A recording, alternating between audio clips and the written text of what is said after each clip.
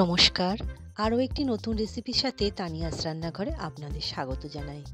আমার আজকের রেসিপি সুজির ইডলি। খুব অল্প সময়ে কিন্তু ইডলিগুলো তৈরি করে নিতে পারবেন, আর খেতে কিন্তু বেশ ভালো লাগে। কতটা নরম আর কতটা সুন্দর হয়েছে আপনারা দেখে বুঝতেই পাচ্ছেন। অবশ্যই একবার ট্রাই করে দেখুন, আশা করছি আপনাদের নিশ্চয়ই ভালো লাগবে। দেখুন কতটা সুন্দর হয়েছে, আর তার সাথে আছে বাদামের চাটনি। তাহলে চলুন রেসিপিটা দেখে নেওয়া যাক। সুজির ইডলি তৈরি করার জন্য এখানে আমি নিয়েছি 1 কাপ সুজি, ওই একই কাপের 1 কাপ টক দই। এবার সুজি আর টক দইটা একটুখানি মিশিয়ে নিচ্ছি।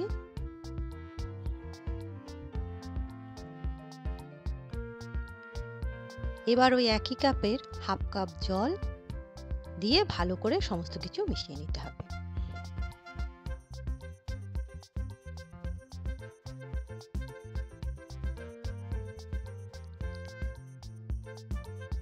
মিশিয়ে নেওয়া হয়ে গেছে।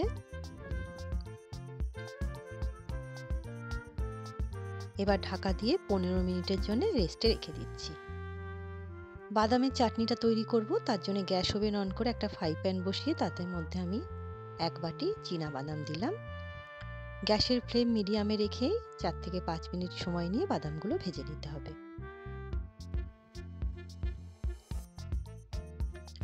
বাদামগুলো ভেজে নেওয়া হয়ে গেছে।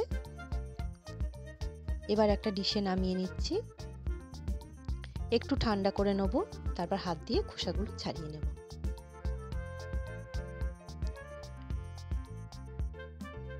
ফ্রাই প্যানের মধ্যে সামান্য একটু তেল দিলাম, হাফ চামচেরও কম। 2টো শুকনো লঙ্কা, 2টো কাঁচা লঙ্কা, একটা ছোট সাইজের পেঁয়াজ, 4 কোয়া রসুন হালকা একটুখানি ভেজে নিচ্ছি। ঝালটা আপনারা আপনাদের স্বাদ বুঝে ব্যবহার করবেন, যে যেমন ঝাল খাবেন সেই বুঝে লঙ্কাটা দেবেন। ভেজে নেওয়া হয়ে গেছে। একটা মিক্সিং জারের মধ্যে বাদামের খোসাগুলো ছাড়িয়ে নিয়েছি, বাদামটা দিলাম। এবার ভেজে রাখা পেঁয়াজ রসুন আর লঙ্কাটা দিচ্ছি।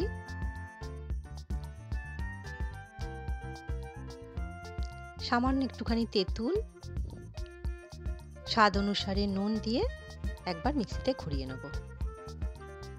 দেখুন ঠিক এরকম হয়েছে। এবার অল্প অল্প করে জল দিয়ে একটা মিহি পেস্ট তৈরি করে নিতে হবে। ঢাকা দিয়ে দিলাম। দেখুন পেস্টটা তৈরি করা হয়ে গেছে। কতটা মিহি হয়েছে ঠিক এরকম হবে। 3 বাটি মতো জল আমি এর মধ্যে ব্যবহার করেছি। এবার একটা বাটির মধ্যে ঢেলে নিচ্ছি।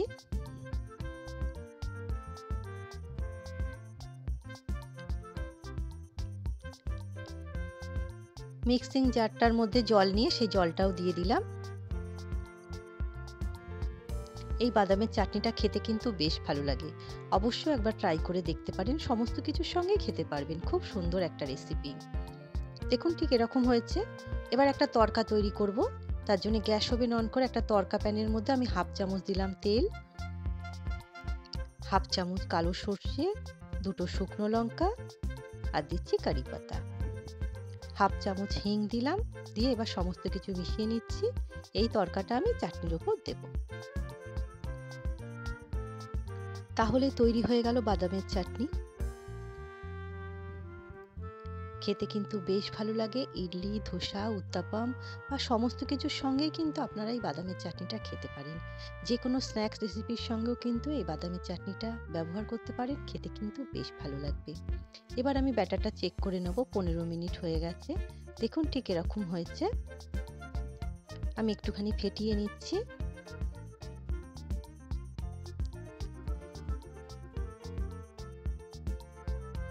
খুব ভালো করে মিশিয়ে নিলাম। এবার আমি এর মধ্যে স্বাদ অনুসারে নুন দিচ্ছি, সামান্য একটুখানি বেকিং সোডা, আপনাদের কাছে ইনো থাকলে আপনারা ইনোটাও ব্যবহার করতে পারেন। হাফ কাপ জল দিচ্ছি। আগে হাফ কাপ জল দিয়েছি, আবারও হাফ কাপ জল দিচ্ছি। মোট 1 কাপ জল কিন্তু আমি এর মধ্যে ব্যবহার করলাম। এবার ভালো করে সমস্ত কিছু মিশিয়ে নেব।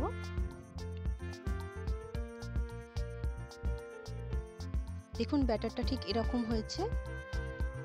আজকের ইডলিটা আমি ইডলি স্ট্যান্ডে করছি। আপনারা চাইলে কিন্তু যে কোনো বাটিতে ইডলি ভাপিয়ে নিতে পারেন। সামান্য একটু করে তেল দেবো, দিয়ে তেলটা ব্রাশ করে নেব। তাতে ইডলিটা খুব সহজেই তুলতে পারবেন।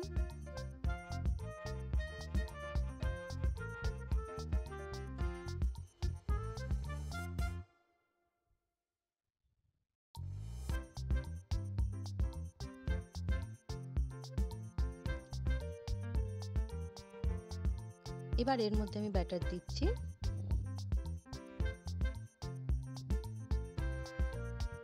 সুজির ইডলিটা কিন্তু আপনারা খুব অল্প সময় তৈরি করে নিতে পারবেন, আগে থেকে ব্যাটার তৈরি করে রাখতে হবে না, আর খেতেও কিন্তু বেশ ভালো লাগে।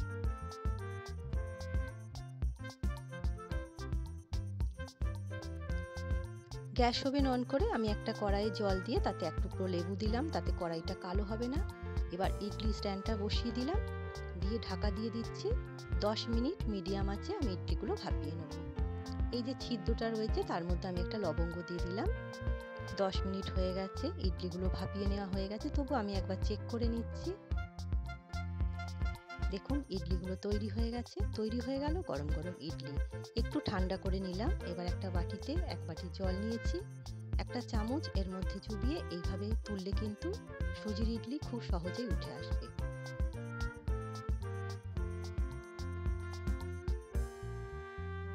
দেখুন কত সহজে ইডলিগুলো উঠে এলো। এইভাবে ইডলি তুলে নিতে পারেন, খুব সহজে কিন্তু ইডলি উঠে আসবে। আর কতটা সুন্দর হয়েছে। ভিডিওটা দেখে যদি আপনাদের ভালো লাগে তাহলে অবশ্যই লাইক, কমেন্ট, শেয়ার আর সাবস্ক্রাইব করবেন।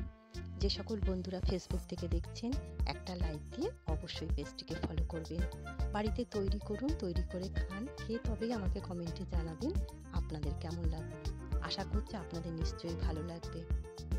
কতটা নরম আর কতটা সুন্দর হয়েছে আপনারা দেখে বুঝতেই পারছেন। সকালের জলখাবারে কিন্তু চটজলদি তৈরি করে নিতে পারবেন।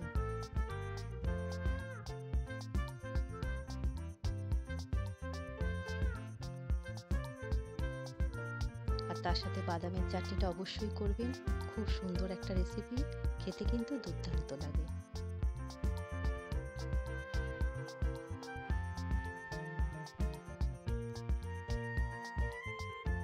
আজ তবে এই পর্যন্তই। দেখা হবে পরের একটি নতুন রেসিপির সাথে। সবাই সুস্থ থাকবেন।